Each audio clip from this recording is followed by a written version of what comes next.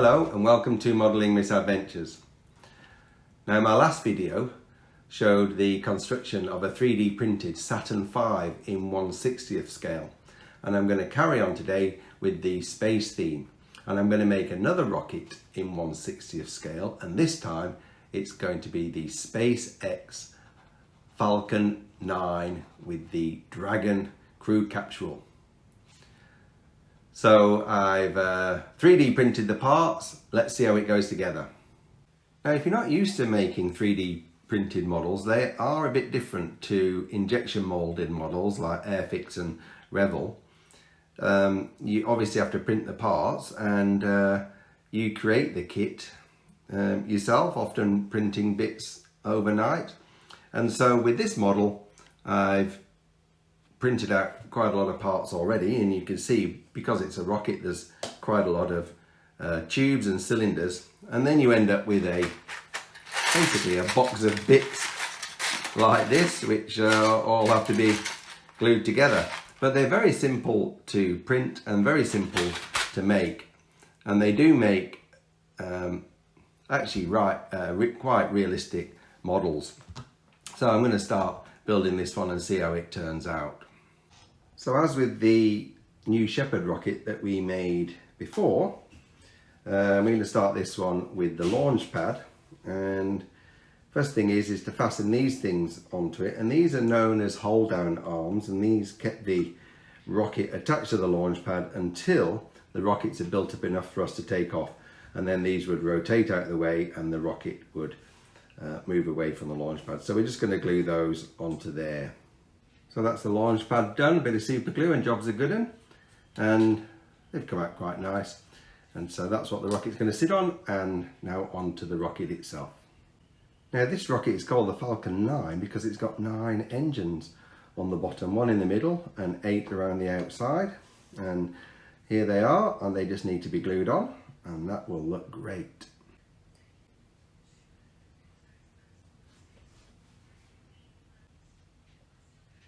Look at that, that looks cracking, doesn't it? I really like that.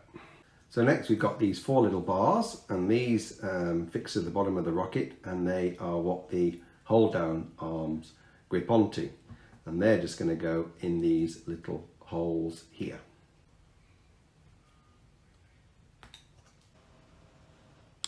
Okay, time for the rocket to start to grow. So we just start putting the tubes on. That fits on nicely. There's a little notch to make sure you get it in the right place. So we just glue that together like that, and so on and so forth, onwards and upwards. So that's the base of the rocket. Now you might be wondering what all these little notches are on here, and that is where the landing legs are going to go for this rocket, because as with the Blue Origin New Shepard, this rocket can land after it's been launched, and it has retractable landing legs that go up along the side here, and they fold up and fold down as necessary. So the next stage of this is to build those landing legs, and they're a little bit complicated. So these are the landing legs all lined up, and all you need to do is to take 2 of them and glue them into the black ones like that. So that's not too bad. Right, there they are. That's just the bottom part of the leg, and the next thing is just to glue these little extension hinge pieces on. So that's the 4 landing legs glued together. They went together okay, a little bit of trimming necessary. And then there are these little hinges here which are going to go on and get glued into the end of the landing leg.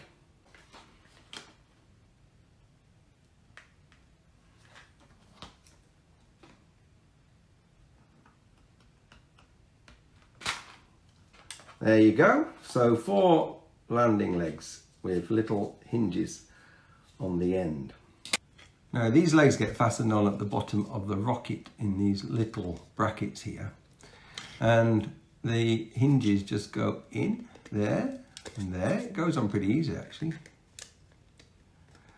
And then you just use a little bit of printer filament to go through the hole to act as a hinge. So I've actually done one here, and you can see those little hinges, and the leg opens up quite nicely. Look at that. I'm very pleased with that. That's the bottom of the Falcon 9, and it's got 4 landing legs, and they all open out like that. Woohoo! Anyway, that was the easy bit, but this model also has the hydraulic activators that open and close the legs, and they're going to be made using a series of plastic tubes, and that's where I think it's going to get really tricky. Now what we've got here is a set of parts that's meant to make up a telescopic extender, and it's going to look a bit like a car aerial. The idea is that these tubes go inside of each other and then they'll extend, but you can see they're not a perfect fit. There's going to have to be a bit of filing. They're certainly not going to move against each other very smoothly, so these are all going to need filing down a bit on the inside to make room for them to go in, and then we'll see what we end up with. So I've come across my first glitch with this model, and I suspected this might be the case, but these pipes are too tight to slide in and out of each other. They just do not fit, and they're meant to slide in and out quite smoothly. So I could either try sanding them all down to get them to fit, but I'm actually going to reprint them slightly bigger and test fit them and make sure they're all running smoothly. That's what I'm going to do. So back to the printer. Now I knew there was going to be trouble working on these landing leg actuators, and I had a real problem. The way it was described in the instructions did not work for me. They asked you to fasten these together with a piece of string that ran along the full length, but I couldn't get the string to stick on, or if it did, it was impeding the action, and so I had to come up with a different design, and I'll show you how I did it. So I completely redesigned this and came up with this idea. It's not brilliant, but it does work. So I reprinted these tubes and put a groove, a slot along most of their length. So these have all got a little slot in them, and then I glued into the end a little pin, which was really difficult because there's not much purchase. These are quite thin, so there's not much for it to glue it in, but I glued them in with epoxy. So then, to put it together, we have to cut these pins down just to the thickness of the wall of the tube. They're quite small, like that. And then they need a little bit of filing.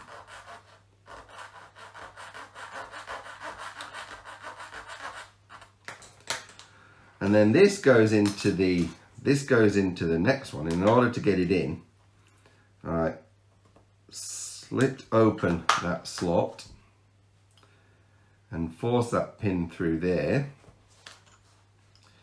And now this goes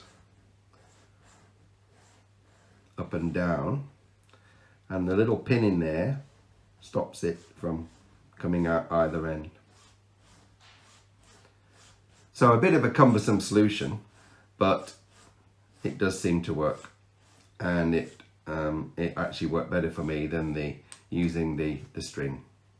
So that's what it looks like when you connect them all up, and just have to slide them up and down to loosen them up a bit, but they slide together quite nicely. And now the last thing is to seal this little gap that I've cut at the end of each of these tubes.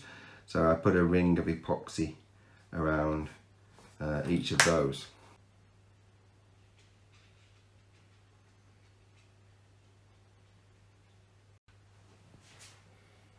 So this is how they've come out, and you can see they slide quite nicely, and the little stoppers stop them from coming out. Now the plastic has gone a bit grey with the rubbing and sanding, so I'm just going to blacken it up again with a Sharpie.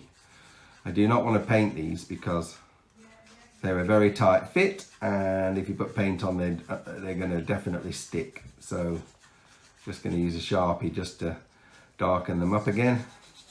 So this is how the landing leg actuators have turned out, and they are pretty good. You can see it's moving in and out, extending and contracting. That's the extended position, and that's the contracted position. So I'm hoping when they go on that this is going to allow the legs to open and close, and these will move quite smoothly. We'll see how they go when we put them on. Now some of you might be wondering why this channel is called Modelling Misadventures. Well, the reason is that it's actually quite common to make mistakes when you're modelling and to come up with ideas that eventually don't work. Commonly called cock-ups, and here is one of my cock-ups. So I've spent a couple of weeks engineering and building these linear actuators for the landing legs with my fantastic idea of making slots and rods to stop them coming apart. They don't work. They're too big. When you fit them to the rocket, they've got to fit inside this landing leg, and they're too fat to sit up against the wall of the rocket. So I've oversized them. So I'm afraid it's back to the drawing board. I'm going to go back to the original plan, which is to try and make them with a piece of string running down the middle to stop them falling apart. Hopefully I can get that to work, and I can move on from yet another modelling misadventure.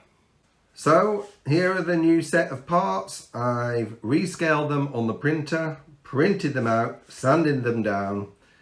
They all fit inside one another nice and smoothly.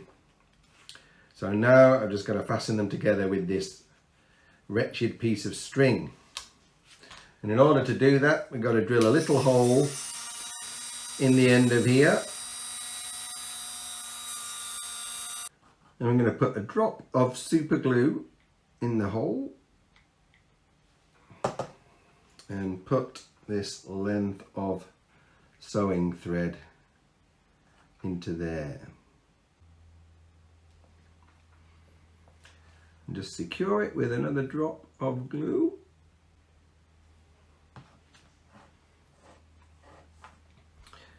Right, there we are, and just leave that to dry. And the end then gets threaded through this one.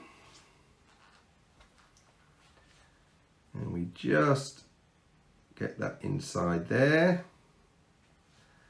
And then just secure this with a tiny drop of glue at the end here. And then we do the same with this one. So the string goes through here.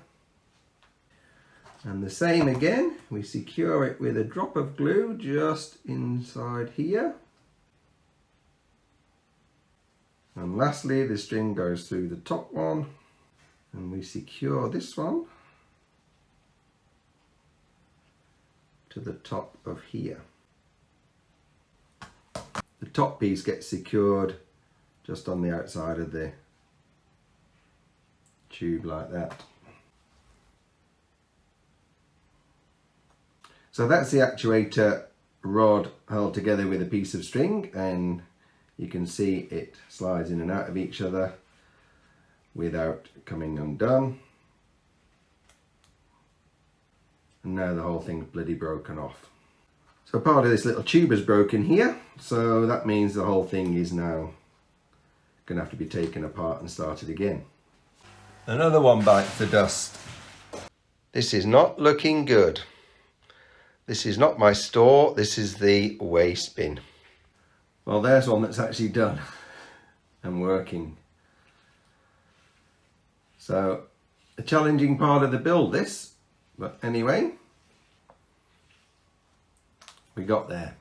Well, did I manage to pull it off?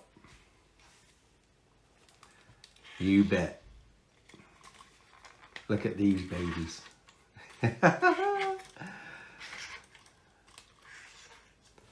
I got it to work, but those arms were a real pain.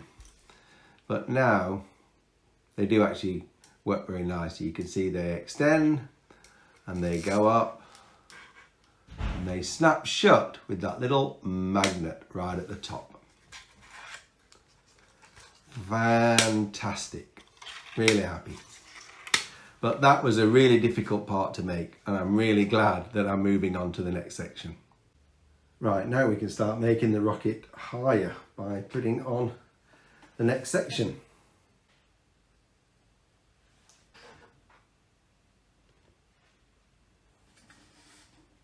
So next to go on are these little U-shaped things, but I don't actually know what these would do. They just go on here. What they do, I do not know. Stick to my fingers, that's what they do. They just sit there above the landing legs for some reason, like that.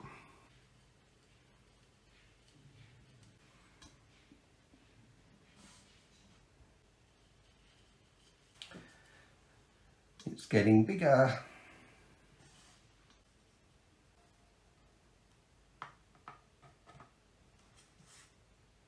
Now these are the parts to complete the top of the first stage.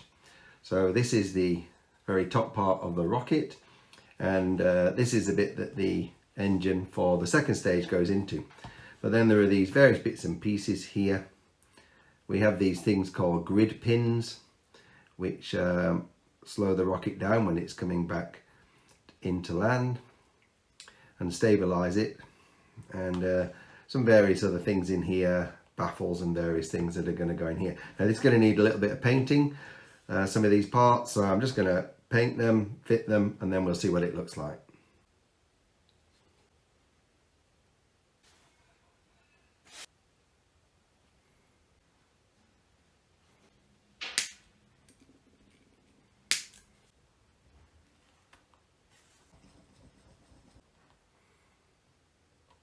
So this part goes in here like this, down at the bottom. There we are. Don't know what that piece does. And then this bit goes on top of it, in there.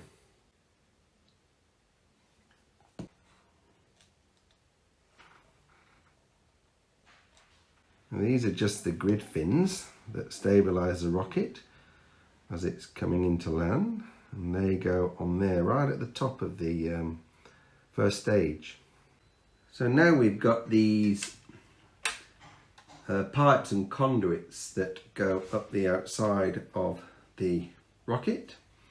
You have to be stuck on there like that. So just make sure I get those straight and then glue them on.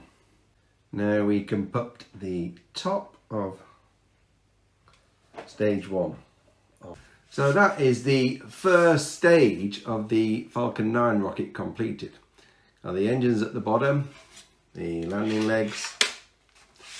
It's actually a very long rocket. And here is the top of the first stage, and there are the grill fins that help it to get down. And inside we've got the section that the engine for the second stage goes into. So that's finished, and now it's time to do stage 2.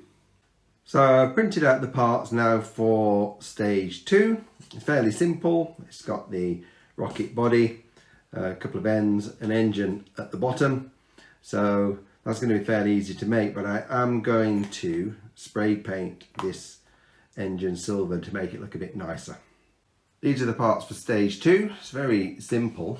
Just got a fairly short section of rocket, and the engine goes at the bottom and the top of the tank goes at the top, and a little connection ring. So just glue those together and that'll be done. Well, that's the first stage complete, and it's very simple. Might do a little bit of weathering on this engine, but that's finished. And the last part is the capsule. And these are the last remaining parts, the Dragon crew capsule. So that just needs gluing together, and that will be the construction of the rocket complete.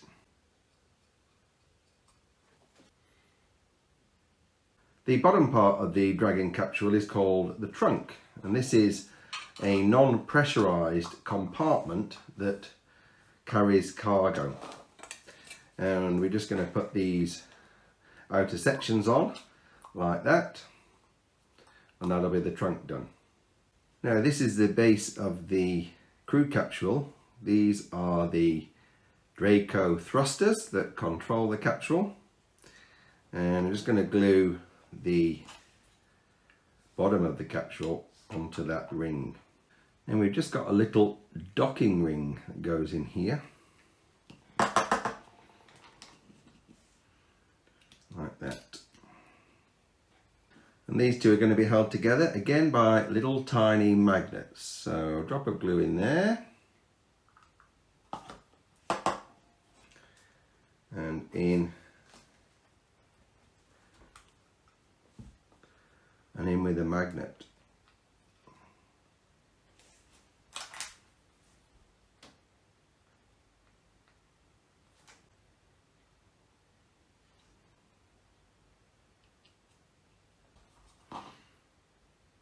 Then there's this little umbilical which goes between the two. That goes on here.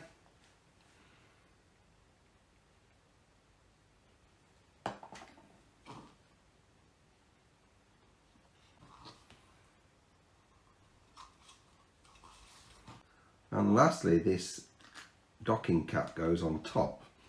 Now, the way the model's designed, it just comes on and off like that.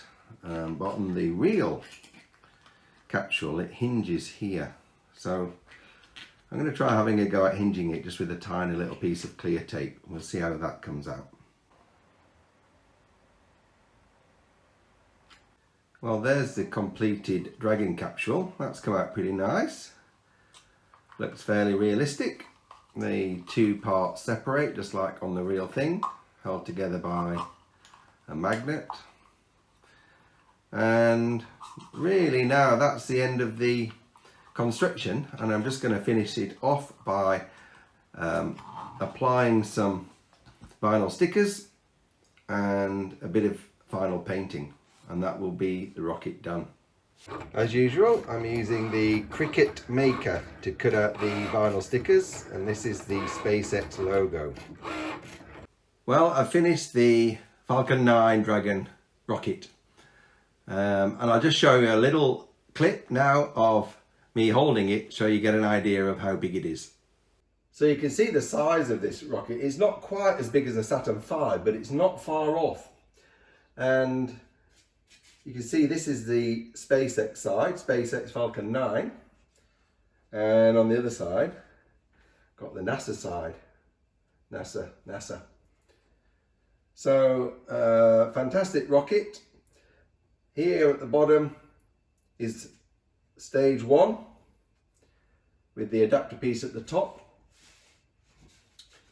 Here we have stage 2 with a single engine, and then at the top we have the Dragon capsule. So it's turned out pretty well.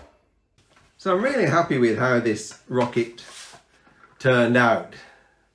I'm just going to show you a few of the parts a bit closer and show the launch profile. So this rocket, like I said, stands nearly as high as a Saturn V, not quite. And this stage 1 takes the rocket through its first phase of flight, and then stage 1 is separated, and this part of the rocket then comes back down to Earth, and as it gets very close to Earth, these landing legs are deployed, and it actually comes into a soft landing on the landing pad, and then that stage 1 can be reused.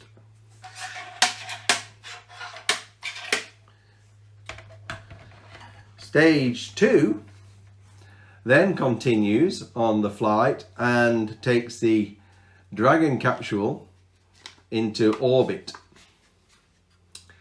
And when it's finished its orbit, the Dragon capsule separates, and currently the stage 2 can't be recovered and it burns up in the Earth's atmosphere.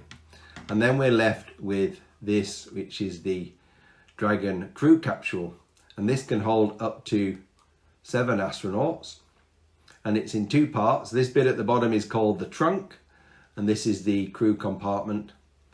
And the trunk is a non-pressurized compartment, and they use it for storing cargo.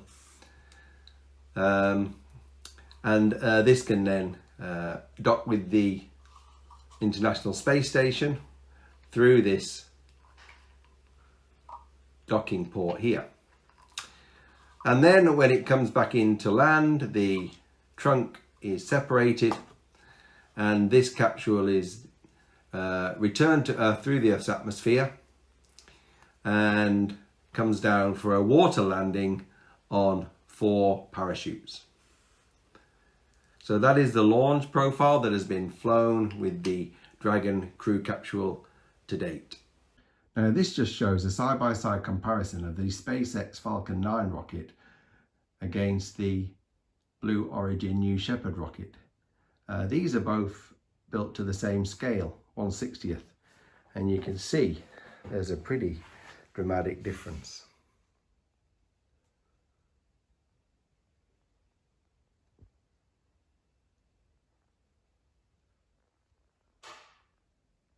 So that's the end of another model.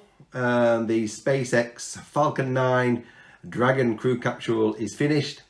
All that remains for me to say is I hope you enjoyed the build, and I will leave you with a few close-up pictures just so you can see the finished version.